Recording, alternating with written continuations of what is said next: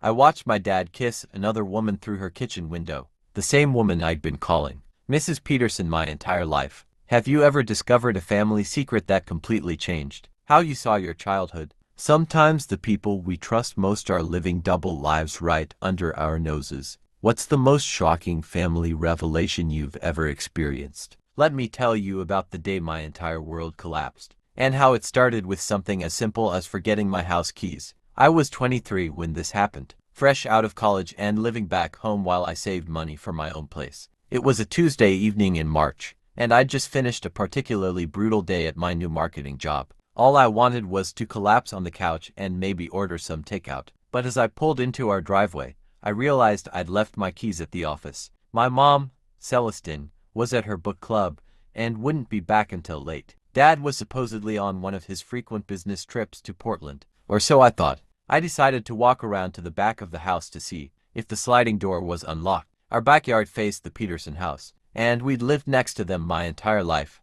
Mrs. Evangeline Peterson was this elegant woman in her 50s, who always waved when she saw me, and her teenage son Damien would sometimes help me with yard work when we were younger. As I walked along the side of our house, I noticed something odd. There was a warm glow coming from the Petersons' kitchen window, and I could hear voices, familiar voices. I wasn't trying to be nosy, but something made me pause. The voice I was hearing, it sounded exactly like my father's distinctive laugh, the same deep chuckle I'd heard at our dinner table thousands of times. But that was impossible. Dad was 3 states away on business. I crept closer to the fence that separated our properties, telling myself I was being ridiculous. It had to be their television, or maybe a neighbor visiting. But as I got within view of their kitchen window, my blood turned to ice. There was my father, Marcus, standing in Evangeline Peterson's kitchen, wearing the same blue polo shirt I'd seen him pack for his business trip that morning. He was holding her hands, and as I watched in complete shock, he leaned in and kissed her,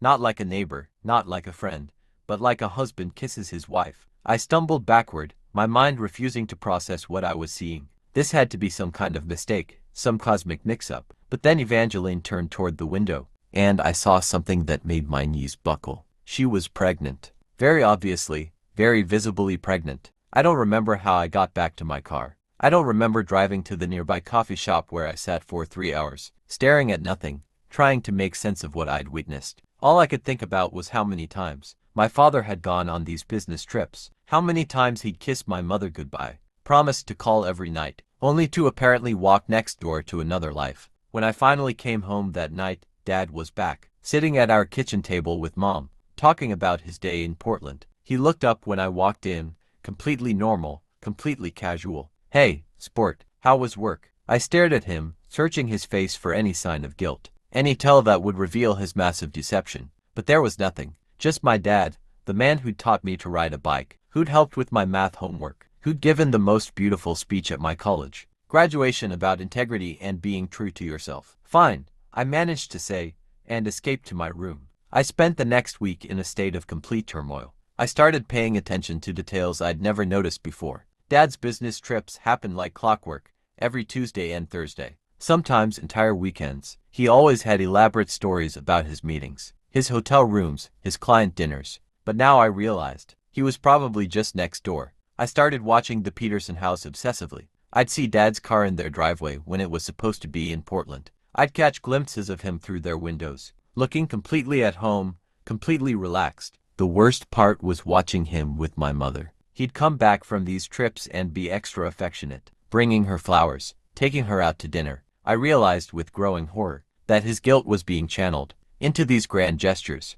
while he maintained an entire second family 20 feet away. 3 weeks after my initial discovery, I couldn't take it anymore. I had to know the full truth. I waited until Dad left for another business trip on a Thursday morning. Then I did something I never thought I'd do. I walked over and knocked on Evangeline's door. She answered wearing a maternity dress, her belly even more prominent than it had been weeks before. When she saw me, her face went completely white. "Donatella," she said, and I could hear the panic in her voice. "What? What are you doing here?" "I know," I said simply. "I know about you and my father." For a moment, I thought she might try to deny it. But then her shoulders sagged, and she stepped aside to let me in. What she told me over the next 2 hours destroyed everything I thought I knew about my family, my childhood, and my father. Evangeline and my father had been together for 22 years, longer than my parents had been married. They'd met when Dad was supposedly on a business trip to Seattle, back when I was just a year old. She'd gotten pregnant early in their relationship, and Dad had convinced her to move to our neighborhood, so he could be close to both families. He bought this house, she explained, tears streaming down her face. He told me it was temporary, that he was going to leave your mother and we'd be together properly. But months turned into years, and Damien, the boy I'd grown up thinking was just the neighbor kid, was actually my half-brother. He was 21 now, away at college, completely unaware that his father lived next door with another family. But the most devastating revelation was yet to come.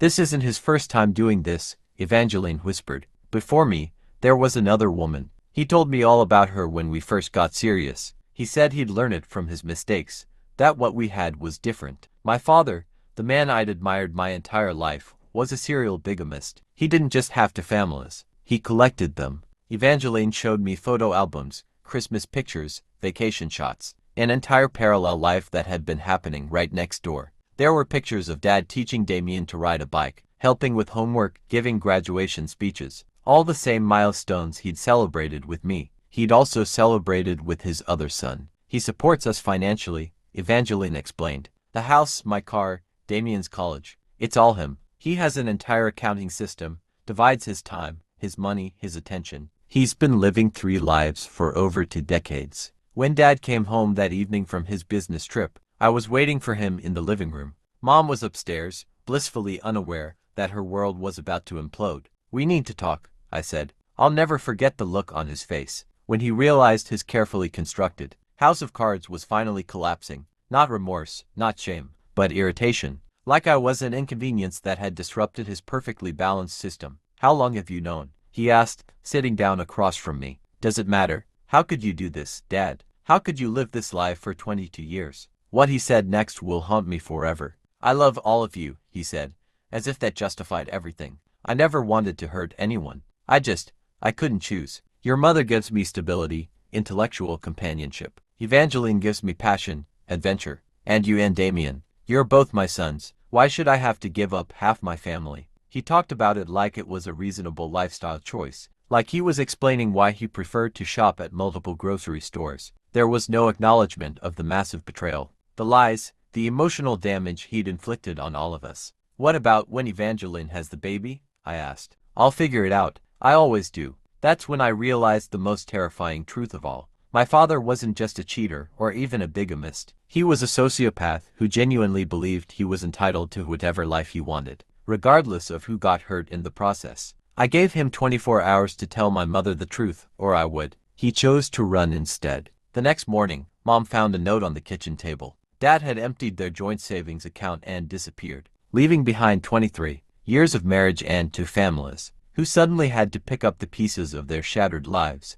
The aftermath was devastating. Mom had a complete emotional breakdown and had to take leave from her job as a high school principal. Evangeline was left alone and pregnant, facing financial uncertainty. Damien came home from college to discover that his entire life had been built on lies. But here's the thing that still amazes me. Instead of letting Dad's betrayal destroy us, our 2 families found each other. Mom and Evangeline initially bonded over their shared trauma, but it grew into something deeper. They helped each other navigate the legal complexities of Dad's disappearance, supported each other through the emotional devastation, and eventually became genuine friends. Damien and I had an awkward period of adjustment, but we eventually developed a real brother relationship. He's actually one of my closest friends now. When Evangeline's baby was born, a little girl she named Hope, Mom was right there in the delivery room, holding her hand. We never found Dad, and honestly, we stopped looking. We heard rumors that he'd started over somewhere in Canada, possibly with yet another family, but we didn't pursue it. We realized that our lives were better without his toxic presence. The house next door, the one Dad had bought for his secret life, became part of our extended family property. Evangeline and Hope live there. Mom lives in our original house, and Damien and I both have apartments nearby. It's been 3 years since that devastating discovery, and while the pain of Dad's betrayal will never completely fade, it taught me something important about family. Real family isn't about blood or legal documents or even shared history. It's about people who choose to stay, who support each other through the worst moments, who build something beautiful from the wreckage of betrayal. My father thought he was entitled to multiple families, but in the end, he lost all of them. Meanwhile, the family he tried to keep separate has become stronger and more connected than ever before. Sometimes I wonder if there are other families out there, other women who fell for his carefully crafted lies, other children who think their father is just a hard-working businessman who travels a lot. If you're out there, and any of this sounds familiar, you're not alone, and it's not your fault. The truth has a way of revealing itself, usually when you least expect it. For me, it started with something as simple as forgotten keys and ended with discovering that the most important people in my life were the ones who chose to stay and rebuild rather than run and hide. If this story resonated with you, or if you've experienced something similar, I'd love to hear about it in the comments. And if you want to hear more stories like this, please consider subscribing. Sometimes the most devastating betrayals lead to the most unexpected blessings.